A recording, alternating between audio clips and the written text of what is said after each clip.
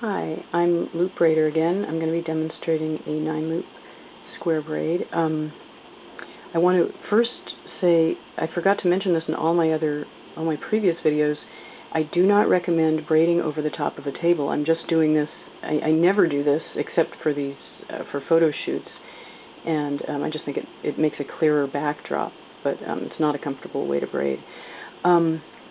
Okay, the 9-loop braid is just an extension of the 7-loop braid, which I don't yet have a video for. I think it's fairly easy to extrapolate a 7-loop braid from the 5-loop one. You just add loops. You add 2 more loops, and you don't use thumbs for that one. You just put a loop on 2 more loops on you use the little fingers. So you're braiding with for the 7-loop braid. I don't know why I'm starting that with that, but you braid with 4 loops on one hand and 3 on the other, and you use the little finger as the operator finger to braid with. The 9-loop braid is very similar. You add thumbs, and so it's still the little finger braiding. I'm going to move these loops over that way so you can see how I shift onto the thumb. I'm going to shift up, putting the thumb in. It goes in opposably to the loop, rather than from behind the way the fingers do. I mean, that's a very awkward way to use the thumb. The thumb naturally opposes the fingers. So it goes in this way. And because of that, the upper shank, the shank that is the upper shank on the finger is going to be, if you watch that, it's going to be what is on this side of the thumb. On the thumb, it's held horizontally. This still is the upper shank. It will go to the upper side of the braid, to the upper surface of the braid. It is the upper shank. It's the one that needs to be taken in my style, the way I braid when turning loops by taking them from above. So I didn't really point it out, but I shifted the rest of the fingers, and we'll see that again. Other than that, I think there's some things about the tightening I should show you before I even start braiding, is that the thumb is sort of held independently of the fingers. I mean, overall the hands sort of make a C shape with the thumb during braiding, and it isn't stuck onto the side of the fingers. That isn't how it works, because it's sort of independent, and it tightens independently of the fingers. Usually when I approach the fingers together, I don't know how to describe it, but they're like this, and the thumbs are sort of back.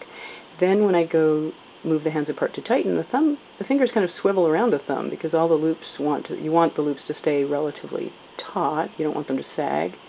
So the fingers, in the tightening move, the thumb is kind of like, the fingers are in that position relative to the thumb, and then they come, well, I cup them like that to do you'll see, it's basically held in sort of a C, the hand is sort of held in a C shape a lot of the time, except maybe when you're looking at the loops. And the fingers and thumbs sort of swivel independently of each other. Okay, the other thing I want to point out about thumbs is mine curves a lot. I can't help it. Maybe it is helpful, but it isn't necessary. You don't have to have a big old curve in your thumb like this. And if I could, I would straighten it out to demonstrate that, but I can't. My thumb will just start trembling, and I have to. That's just the way my thumb is. But don't worry. You will find your own way to hold loops on the thumb, and even if this feels awkward to you at first, I don't think it should be a problem for people that do other things with their thumbs and fingers. Let's see, where was I? I'm a little frazzled here. Let me calm down. So now I'm going to show how the loop transfer goes, and it's again, as I demonstrated in the 5-loop braid, I hold my fingers with the loops sort of staggered. The loops don't touch each other. That would be real hard to braid through. Palms face each other, pretty much. The hand that has the passive loops is sort of arranged, as I said, with the loops kind of forming a tunnel, so I can go through them pretty easily. I sometimes like to touch upward just to make sure I'm through them, but basically you want to tunnel through all the loops that are on the fingers, the first 4 loops, and you're going to take the thumb loop from above, pulling down on the shank that is actually the closest to that hand. It's quite convenient. That is the upper shank, and it's going to come through. You're going to drop it off the thumb, and then, just as before, you're going to shift. I already demonstrated that, but the thumb goes in, the fingers all shift, and now that little finger's ready to go. Tighten a couple times. Let's see, oh, I already started this braid. This is take 2, so at the very top I would pull kind of hard against that knot.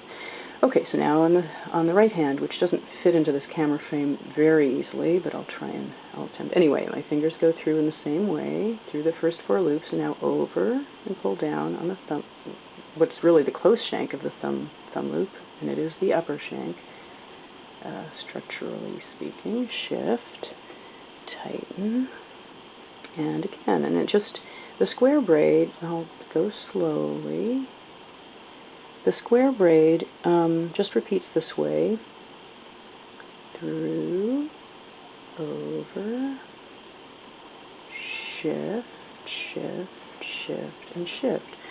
What I found when I moved up to 9 loops, which was only, I think, a day after I first did 7 loops, I mean, and my hands are a little stiff. I'm not that, well, I don't think I'm exceptional in hand agility.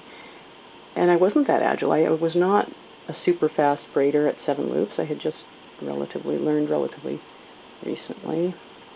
What I still found more difficult than using the thumb was, for me, the shifting when I moved up to 7 loops was hard for my ring finger. It took me a while before the ring finger kind of caught up. I actually don't think it ever did really catch up.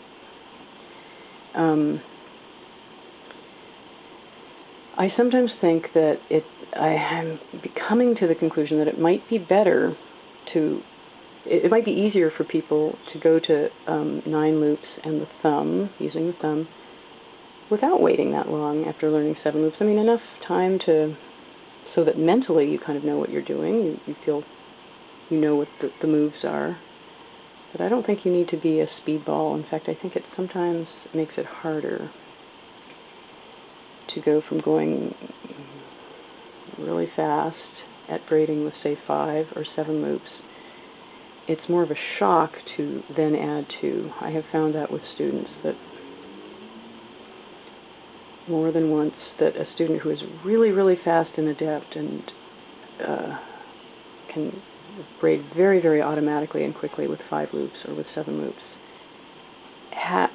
will insist to me that they can't add 2 more. They try it, and they think it's physically impossible for their particular fingers to do it, because I think it's really just because they don't remember at all at that earlier time when they did have to coach their fingers along. It feels impossible. Whereas somebody that's learned it a little more recently and remembers that, well, it was a little hard at first to do 7 loops, but, got over it. Now I can do it pretty well, and they kind of assume 9 loops will be the same way.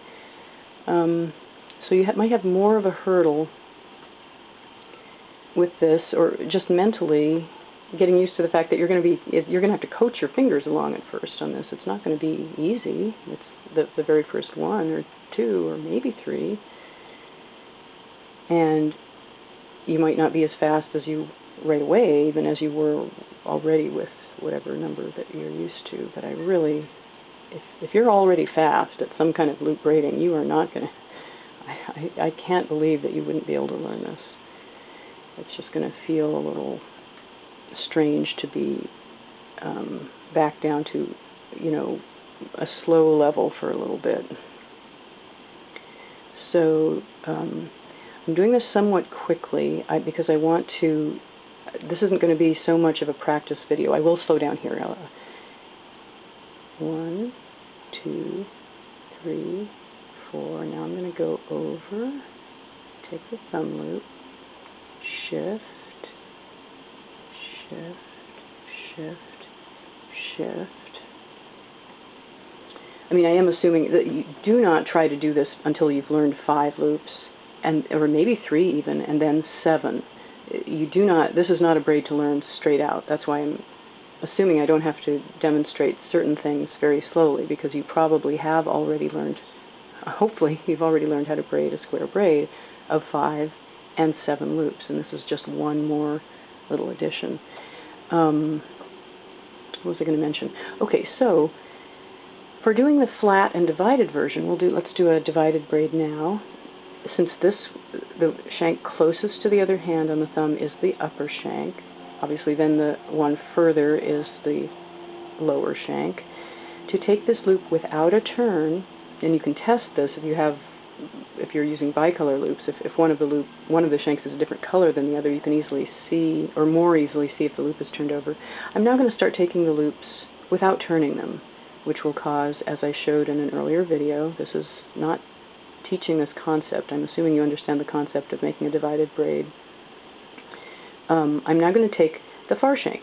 That means my finger is going to come, my operator finger is going to come up, instead of in front of the thumb loop, it's going to come up inside the thumb loop, bend down the same way it did before, but now it's taking the back, which is the lower, structurally speaking, in the braid, the lower shank, and pull that off. And that's going to happen, okay, shift, shift, shift. That's going to happen on each side for a little ways.